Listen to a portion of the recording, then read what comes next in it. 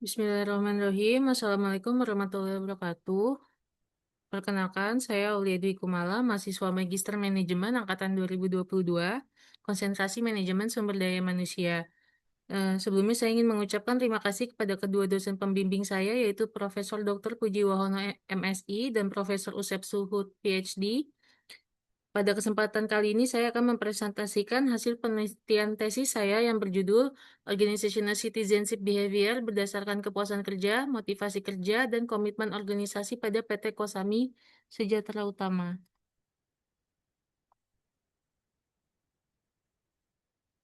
Pertama-tama saya akan memaparkan terkait dengan latar belakang penelitian saya.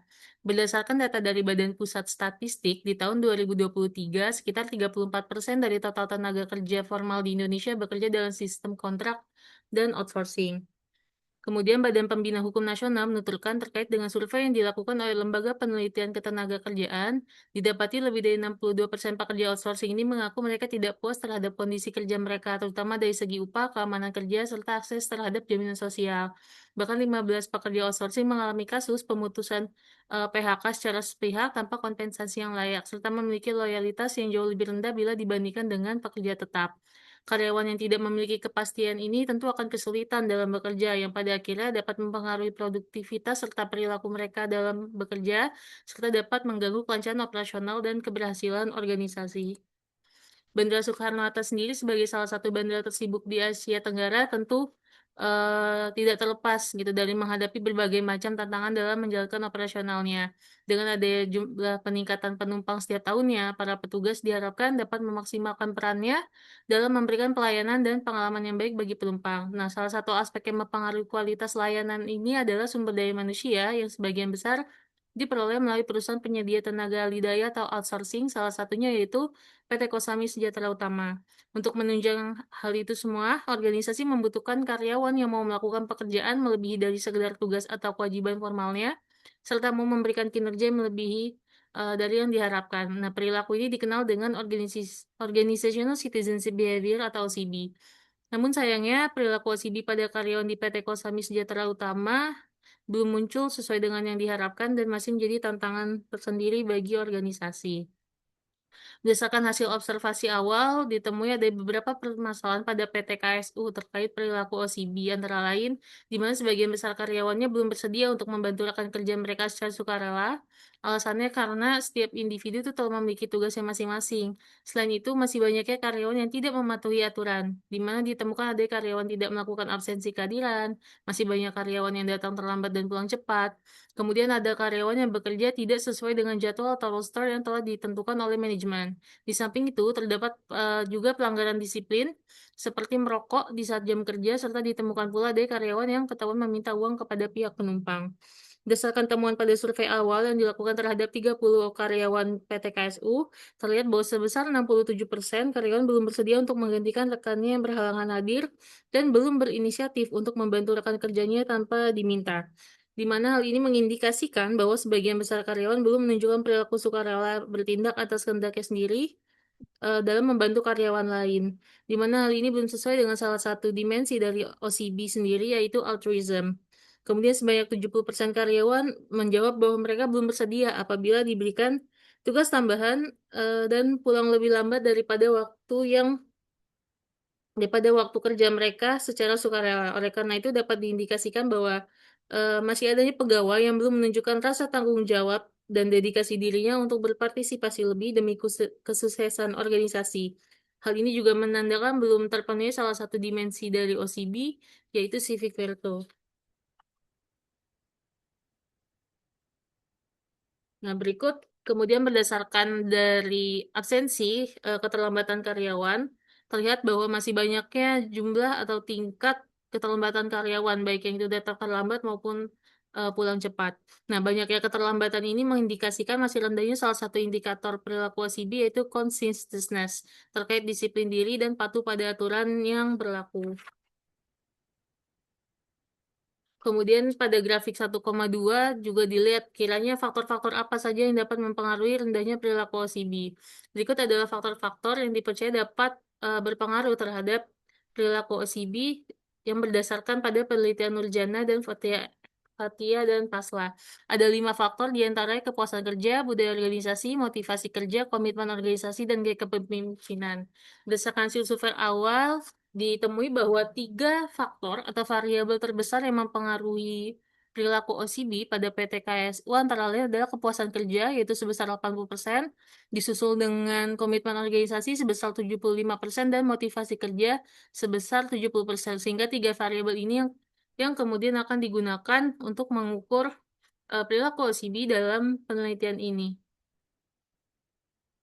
Nah, berdasarkan hasil observasi awal penelitian, ditemukan ada beberapa permasalahan karyawan terkait dengan perilaku OCB yang diduga disebabkan oleh adanya ketidakpastian karyawan, adanya ketidakpuasan karyawan, kurangnya motivasi kerja, serta komitmen organisasi yang masih rendah. Berdasarkan observasi awal terkait kepuasan kerja, didapati hasil adanya ketidakpuasan karyawan itu berkaitan dengan upah pekerjaan itu sendiri serta pengembangan karir. Kemudian terkait dengan motivasi, itu berkaitan dengan kurangnya rasa aman karena belum ada jaminan untuk masa depan, serta kurang adanya penghargaan serta promosi. Selain itu, karyawan juga terlihat kurang bersemangat dalam bekerja. Kemudian kurangnya komitmen organisasi juga terlihat masih tingginya angka keterlambatan karyawan di PT KSU, serta belum munculnya keinginan untuk berkarir dalam jangka panjang. Adapun rumusan masalah dalam penelitian ini, yang pertama, apakah kepuasan kerja berpengaruh signifikan terhadap OCB karyawan?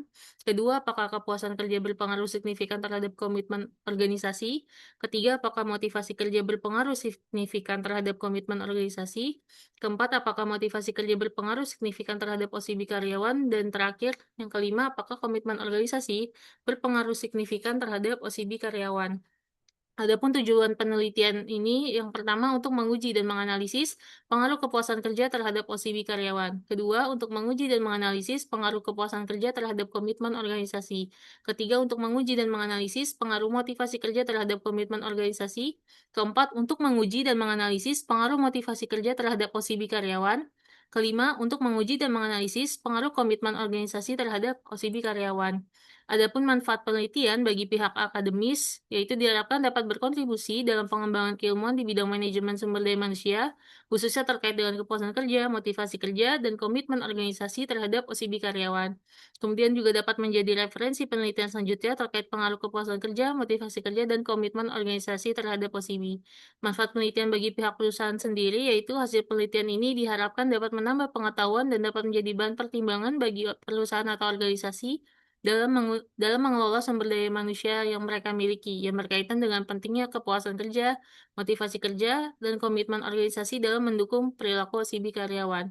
Selain itu, hasil penelitian ini juga diharapkan bisa menjadi bahan pertimbangan bagi organisasi dalam pengambilan keputusan maupun kebijakan organisasi ke depannya. Kemudian ada bab 2, penuturan bab 2 terkait dengan kajian pustaka. Yang pertama ada social exchange theory atau teori pertukaran sosial yang dikemukakan oleh Blau, di mana menurut teori ini bahwa hubungan sosial dalam organisasi didasarkan pada prinsip timbal balik. Dalam konteks organizational citizenship behavior, teori ini menegaskan bahwa karyawan akan menunjukkan perilaku ekstraperan atau extrovert behavior mereka sebagai bentuk timbal balik atas perlakuan positif yang mereka terima dari organisasi.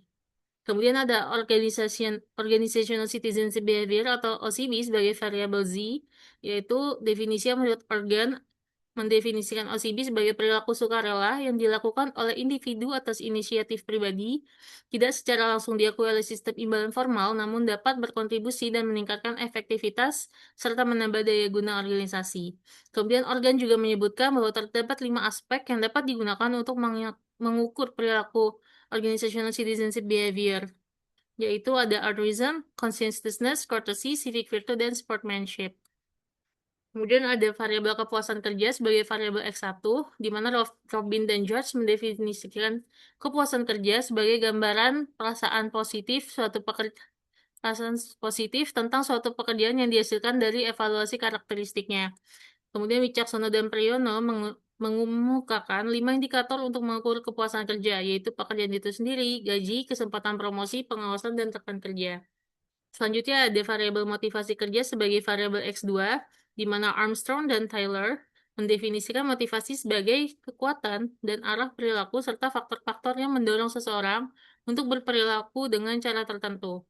Indikator motivasi kerja berdasarkan teori dari Hierarchy of Needs atau teori kebutuhan Maslow, antara lain kebutuhan fisiologis, kebutuhan rasa aman, kebutuhan sosial, kebutuhan penghargaan, dan kebutuhan aktualisasi diri.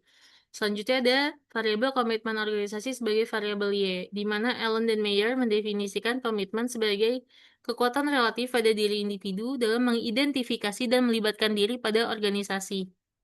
Allen dan Mayer juga mengemukakan 3 tolak ukur yang dapat digunakan sebagai alat untuk mengukur komitmen organisasi, yang dikenal dengan three component, yaitu ada afektif, normatif, dan komitmen berkelanjutan atau continuance commitment. Berdasarkan penelitian terdahulu yang dilakukan oleh Aprodita, Zufrizen, dan Azila, serta Saputra dan Riana menemukan bahwa kepuasan kerja berpengaruh signifikan terhadap komitmen organisasi. Kemudian penelitian yang dilakukan Rumengan, Ramanda menemukan bahwa motivasi kerja berpengaruh signifikan terhadap komitmen organisasi. Penelitian yang dilakukan Novia dan Suratman, Silviana et al., Badarudin et al. Menemukan bahwa kepuasan kerja berpengaruh signifikan terhadap OCB. Penelitian yang dilakukan Tan dan Rustam, Suhut et al. Dan Farisi et al. Menemukan bahwa motivasi kerja berpengaruh signifikan terhadap OCB. Dan terakhir, penelitian yang dilakukan Komalasari et al., Wicaksono dan Priyono serta Saputra dan Riana menemukan bahwa komitmen organisasi berpengaruh signifikan terhadap OCB. Berikut adalah hipotesis dalam penelitian ini. Hipotesis yang pertama yaitu kepuasan kerja berpengaruh signifikan terhadap organizational citizenship behavior. Hipotesis kedua, kepuasan kerja berpengaruh signifikan terhadap komitmen organisasi. Hipotesis ketiga, motivasi kerja berpengaruh signifikan terhadap komitmen organisasi. Hipotesis keempat, motivasi kerja berpengaruh signifikan terhadap organizational citizenship behavior. Dan hipotesis kelima, komitmen organisasi berpengaruh signifikan terhadap organizational citizenship behavior. Bab 3 terkait dengan metode penelitian. Adapun unit analisisnya yaitu penelitian ini dilakukan di PT Kosami Sejahtera Utama atau PT KSU, merupakan salah satu perusahaan penyedia tenaga ahli daya untuk Bandara Soekarno-Hatta. Kemudian untuk ruang lingkupnya yaitu meneliti karyawan outsourcing pada PT KSU. Waktu penelitiannya November 2025 hingga Juni 2026. Adapun model penelitiannya itu termasuk ke dalam penelitian kuantitatif, di mana pengumpulan datanya melalui instrumen kuesioner online melalui Google Form. Kemudian populasi untuk penelitian ini yaitu karyawan outsourcing pada PT KSU yang berjumlah 332 orang, serta jumlah sampel minimumnya berdasarkan Rule of Thumb SAMS yang dikemukakan oleh Hare et al. Sebesar 200 sampel minimum, sehingga pada penelitian ini menggunakan 270 sampel. Kemudian untuk pengembangan instrumen, variabel independennya ada kepuasan kerja, motivasi kerja, dan komitmen organisasi. Variabel independennya ada komitmen organisasi dan ACB. Untuk teknik pengambilan datanya, data primer melalui kuesioner penelitian, data sekunder melalui artikel, situs resmi, laporan buku, teks, dan jurnal, serta melalui observasi. Adapun teknik analisis datanya yang digunakan yaitu adalah teknik Structural Equation Modeling atau yang dikenal dengan SAM, menggunakan Software Analysis of Moment Structures atau AMOS versi 29. Kemudian untuk teknik analisis datanya yang pertama ada uji validitas, di mana pada penelitian ini uji validitas dilakukan melalui teknik analisis faktor yang terdiri dari dua, yaitu ada exploratory factor analysis atau EVA dan confirmatory factor analysis atau CFA, di mana EVA digunakan untuk mengeksplorasi struktur faktor yang mendasari data, sementara CFA bertujuan untuk menguji dan mengonfirmasi struktur faktor yang telah dirancang sebelumnya. Nah, pada analisis faktor, batas minimum faktor loading yang digunakan dalam penelitian adalah lebih besar daripada 0,4, di mana faktor loading ini dianggap baik apabila nilainya lebih besar daripada 0,4. Kemudian untuk uji reliabilitasnya, yaitu bertujuan untuk memastikan konsistensi hasil pengukuran penelitian yang diperoleh dari instrumen tersebut. Uji reliabilitas dalam mengukur tingkat konsistensi pada penelitian ini dilakukan dengan melihat nilai Cronbach alpha, di mana apabila nilai Cronbach alpha yang lebih besar daripada 0,7, maka dapat dikategorikan instrumen penelitiannya reliable. Sementara apabila Cronbach alpha yang lebih kecil dari 0,7, maka perlu dievaluasi kembali terhadap instrumen penelitian. Kemudian ada uji kesesuaian model, di mana uji fit model menjadi salah satu metode analisis penting dalam SAM. Penelitian ini akan menggunakan perangkat lunak. AMOS sebagai alat analisis dalam mengelola data yang diperoleh dari kuesioner penelitian. Kemudian untuk uji hipotesisnya yaitu dengan melihat nilai critical ratio atau nilai CR, di mana nilai CR-nya harus lebih besar dari 1,96. Maka indikator atau dimensinya dianggap signifikan dan dapat diteruskan untuk analisis lebih lanjut. Kemudian terkait dengan bab 4 yaitu hasil dan pembahasan. Di mana penelitian ini telah memperoleh data sebanyak 270 responden dan seluruhnya memenuhi kriteria yang dibutuhkan, yaitu bekerja minimal selama 1 tahun dan berusia 17 tahun ke atas. Berdasarkan jenis kelamin, mayoritas respondennya adalah laki-laki, sebanyak 192 responden atau setara dengan 71%, dan perempuan berjumlah 28 responden setara dengan 29%. Berdasarkan usianya, mayoritas berada pada rentang usia 26 sampai 35 tahun, sebanyak 255 responden atau 94,4% dari sampel. Kemudian untuk usia 36 sampai 45 tahun sebanyak 8 responden atau hanya sebesar 3%, serta responden dengan rentang usia 17 sampai 25 tahun sebanyak 7 responden atau setara dengan 2,6%. Berdasarkan tingkat pendidikannya, mayoritas responden ini memiliki latar belakang tingkat SMA atau SMK, yaitu sebanyak 186 responden, setara 98,9%, serta tingkat sarjana sebanyak 84 responden atau setara 31,1%. Berdasarkan pengeluaran bulanan, mayoritas responden memiliki tingkat pengeluaran mulai dari 3.001.000 sampai dengan 5 juta rupiah per bulan sebanyak 194 responden atau sebesar 71,9%. Kemudian responden dengan pengeluaran lebih dari 5 juta rupiah per bulannya sebanyak 76 responden atau setara 28,1%. Nah, berdasarkan status pernikahan, mayoritas responden belum menikah sebanyak 180 orang atau setara dengan 67,4%, dan yang sudah menikah sebanyak 88 orang atau setara 32,6%. Hasil analisis juga Kemudian terkait dengan analisis deskriptif kepuasan kerja, di mana hasil analisis menunjukkan bahwa kepuasan kerja mendapatkan tanggapan yang cukup positif dari responden, di mana sebagian besar responden memberikan jawaban agak setuju atau AS pada pernyataan KK2 sebesar 32,96%, KK3 sebesar 33,33%, dan KK5 sebesar 29,63%, yang mencerminkan bahwa kepuasan kerja dari atasan, upaya yang adil untuk semua, dan rekan kerja yang baik bisa memberikan dampak positif pada perilaku OCD. Namun pada pernyataan KK1 sebesar 47,78% dan KK4 sebesar 24,81% menunjukkan hasil agak tidak setuju atau ATS, yang menunjukkan bahwa kepuasan akan kesempatan pengembangan karir dan tanggung jawab akan tugas yang diberikan belum cukup untuk mendorong perilaku OCD. Kemudian hasil analisis deskriptif untuk motivasi kerja, hasilnya menunjukkan bahwa motivasi kerja juga mendapatkan tanggapan yang cukup positif dari responden, di mana sebagian besar responden memberikan jawaban setuju pada pernyataan MK1 sebesar 33,33%, agak setuju atau AS pada pernyataan MK4 dan MK5, yang masing-masing sebesar 70,37% dan 61,48%, yang mencerminkan bahwa motivasi kerja dari upah yang memenuhi kebutuhan, rekan kerja yang baik, dan ada fasilitas untuk pengembangan bisa memberikan dampak positif pada perilaku OCD. Namun pada pernyataan MK2 sebesar 67,78% dan MK3 sebesar 63,70%, responden menyatakan agak tidak setuju atau ATS, yang menunjukkan bahwa motivasi akan penghargaan dan jaminan akan masa depan atau hari tua yang diberikan belum cukup untuk mendorong perilaku OCD.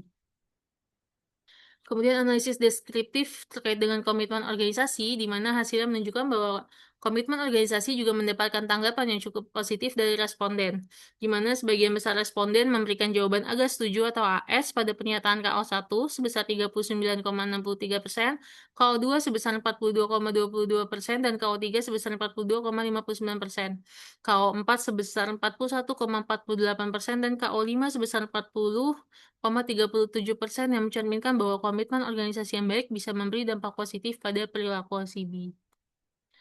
Dan terakhir, analisis deskriptif terkait OCD, yaitu analisisnya menunjukkan bahwa OCD juga mendapatkan tanggapan yang cukup positif dari responden, di mana sebagian besar responden memberikan jawaban agak setuju atau AS pada pernyataan OCD 2, OCB3 dan OCB4, serta OCB5, yang mencerminkan bahwa cukup baik perilaku OCB pada karyawan. Namun, pada pernyataan OCB1 sebesar 26,37% agak tidak setuju atau ATS, yang menunjukkan bahwa karyawan belum berkenan untuk membantu rekan kerja di luar jam tugasnya. Adapun hasil pada pengujian validitas dan reliabilitas, yaitu berdasarkan hasil EVA atau Exploratory Factor Analysis, seluruh indikator memiliki nilai faktor loading lebih besar dari 0,4, yang menunjukkan bahwa setiap indikator dapat atau mampu mempresentasikan konstruk secara baik. Kemudian untuk Cronbach alfanya dapat terlihat bahwa semua konstruk juga memiliki nilai Cronbach alfa lebih besar daripada 0,7, yang berarti instrumen reliable dan konsisten. Nilai faktor loading lebih besar dari 0,4 menunjukkan bahwa indikator kuat dalam menjelaskan variabelnya. Sementara untuk nilai Cronbach alpha yang lebih besar daripada 0,7 menandakan bahwa jawaban responden konsisten antar item dalam satu variabel. Hal ini menunjukkan bahwa data yang dikumpulkan layak untuk digunakan dan dianalisis untuk lebih lanjut. Kemudian untuk confirmatory factor analysis atau CFA yang digunakan untuk mengonfirmasi kesesuaian data dengan model yang telah ditentukan. Analisis ini memastikan bahwa item-item indikator valid dan sesuai dalam mengukur konstruk variabel. Nah, hasil pengujian yang dilakukan menemukan bahwa model belum memenuhi syarat karena adanya satu indeks yang belum terpenuhi, yaitu p-value yang hanya memperoleh angka sebesar 0,003, di mana nilai ini berada atau kurang dari cut off value yang seharusnya 0,05. Nah, oleh sebab itu perlu dilakukan penyesuaian agar didapati model yang memenuhi kriteria untuk pengujian hipotesis. Nah, kemudian setelah dilakukan penyesuaian, di mana variabel komitmen organisasi awalnya memiliki 5 indikator pada full model. Ketika dilakukan pengujian, terdapat satu indikator yang harus dieliminasi agar memenuhi kriteria goodness of fit, sehingga pada akhirnya hanya tersisa 4 indikator, yaitu KO1, KO3, KO4, dan KO5, sementara KO2-nya dibuang karena tidak memenuhi kriteria goodness of fit. Nah, sementara untuk indikator variabel lainnya itu tetap. Nah, hasil dari pengujian fitted model menunjukkan bahwa sekarang nilai p-value-nya yaitu sudah sebesar 0,314, di mana sudah lebih besar dari 0,05, yang menandakan bahwa model tidak berbeda signifikan dengan data empiris sehingga dapat dinyatakan fit. Kemudian untuk rasio Chemin DF-nya sebesar 1,053, masih berada dalam batas ideal yaitu sebesar 2, yang menunjukkan kesesuaian struktur model dengan data. Adapun untuk indeks kesesuaian lainnya juga mendukung, di mana nilai GFI dan ACFI itu melebihi 0,90, yang mencerminkan goodness of fit yang sangat baik. Dan nilai RNC-nya itu 0,014, lebih kecil dari 0,08, yang mengindikasikan bahwa residual error kecil. Selain itu, untuk TLI dan CFI juga menunjukkan bahwa model tidak hanya sesuai, tetapi juga memiliki kemampuan prediksi yang tinggi. Nah, dengan demikian, secara keseluruhan, model ini telah valid, reliable, dan sesuai untuk dilakukan uji hipotesis. Nah, kemudian adapun hasil untuk hipotesis dalam penelitian ini dapat terlihat, yaitu hipotesis pertama, kepuasan kerja terhadap OCB, hasil uji hipotesisnya diterima. Hal ini dilihat dari nilai critical value-nya yang lebih besar dari 1,96 dan nilai p-value-nya yang lebih kecil dari 0,05. Kemudian untuk hipotesis kedua, kepuasan kerja terhadap komitmen organisasi juga diterima. Hipotesis ketiga, motivasi kerja terhadap komitmen organisasi juga diterima. Hipotesis keempat, motivasi kerja terhadap OCB juga diterima. Dan yang terakhir, hipotesis kelima yang diajukan yaitu komitmen organisasi terhadap OCB juga diterima. Sehingga dapat disimpulkan bahwa seluruh hipotesis yang diajukan dalam penelitian ini diterima. Kemudian terkait dengan pembahasan, di mana yang pertama, kepuasan kerja berpengaruh positif dan signifikan terhadap OCB sebagai hipotesis satu.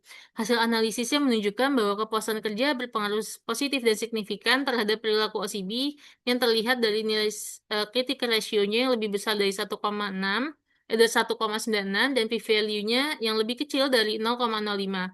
Di mana artinya semakin tinggi tingkat kepuasan karyawan, maka semakin tinggi pula penerapan perilaku OCB mereka dalam bekerja.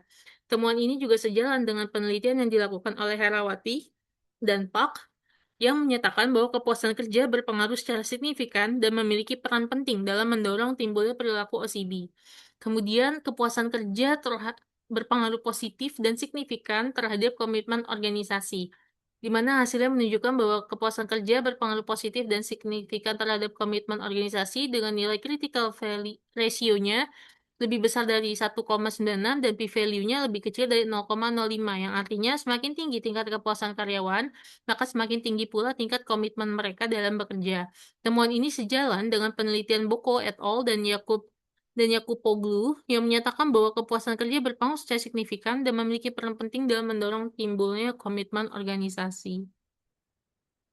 Kemudian yang ketiga, yaitu hasil analisis menunjukkan bahwa motivasi kerja berpengaruh positif dan signifikan terhadap komitmen organisasi. Di mana terlihat dari nilai CR yang lebih besar dari 1,96 dan p-value yang lebih kecil dari 0,05. Yang artinya semakin tinggi tingkat motivasi yang dimiliki karyawan, maka semakin tinggi pula tingkat komitmen mereka dalam bekerja. Temuan ini sejalan dengan penelitian Fajrin et al. Dan Toxos yang menyatakan bahwa motivasi kerja berpengaruh secara signifikan dan memiliki peran penting dalam mendorong timbulnya komitmen organisasi. Selanjutnya, hasil analisis menunjukkan bahwa motivasi kerja berpengaruh positif dan signifikan terhadap perilaku organizational citizenship behavior, di mana hal ini menandakan atau artinya semakin tinggi tingkat motivasi yang dimiliki karyawan, maka semakin tinggi pula penerapan perilaku OCB mereka dalam bekerja. Di mana temuan ini sejalan dengan penelitian Rashid et al. Dan Nurandali et al. Yang menyatakan bahwa motivasi kerja berpengaruh secara signifikan dan memiliki peran penting dalam mendorong timbulnya perilaku OCB. Pembahasan yang terakhir yaitu menunjukkan bahwa komitmen organisasi berpengaruh positif dan signifikan terhadap organizational citizenship behavior, yang artinya semakin tinggi tingkat komitmen yang dimiliki karyawan, maka semakin tinggi pula penerapan perilaku OCB mereka dalam bekerja. Temuan ini sejalan dengan penelitian Perwirajati dan Christian, serta Rashid et al. Yang menyatakan bahwa komitmen organisasi berpengaruh secara signifikan dan memiliki peran penting dalam mendorong timbulnya perilaku OCB. Nah, adapun bab 5 yaitu berisi kesimpulan dan saran, di mana kesimpulan dalam penelitian ini yaitu kepuasan kerja berpengaruh positif dan signifikan terhadap OCB, kepuasan kerja berpengaruh positif dan signifikan terhadap komitmen organisasi, motivasi kerja berpengaruh positif dan signifikan terhadap komitmen organisasi, motivasi kerja berpengaruh positif dan signifikan terhadap OCB, serta komitmen organisasi berpengaruh positif dan signifikan terhadap OCB. Adapun implikasi praktis pada penelitian ini, untuk variabel kepuasan kerja, nilai terendahnya ada pada indikator saya merasa kesempatan pengembangan karir PTKSU sudah memadai. Hal ini menandakan bahwa terdapat karyawan yang merasa peluang karir yang dimilikinya masih terbatas, dikarenakan karakteristik pekerjaan outsourcing yang umumnya memiliki jenjang karir yang kurang jelas bila dibandingkan dengan karyawan tetap, sehingga karyawan merasa kesulitan untuk melihat prospek karir mereka di masa depan. PT KSU diharapkan dapat mencoba untuk memberikan program pengembangan karir yang lebih jelas seperti peluang untuk, menjadi koordinator tim atau kesempatan mengikuti proses rekrutmen karyawan tetap bagi mereka karyawan outsourcing, yang berdasarkan hasil kinerja dan masa kerja mereka. Kemudian untuk variabel motivasi kerja, nilai terendah ada pada indikator saya memiliki jaminan hari tua yang diberikan PT KSU, di mana terdapat karyawan yang merasa belum aman akan masa depan mereka ketika memasuki usia pensiun atau setelah masa kerja mereka habis.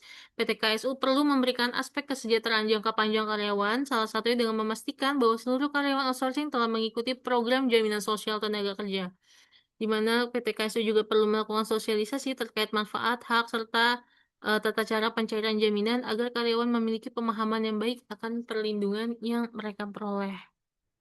Kemudian untuk variabel komitmen organisasi, nilai terendahnya ada pada indikator saya ingin tetap berkarir di PT KSU untuk jangka panjang.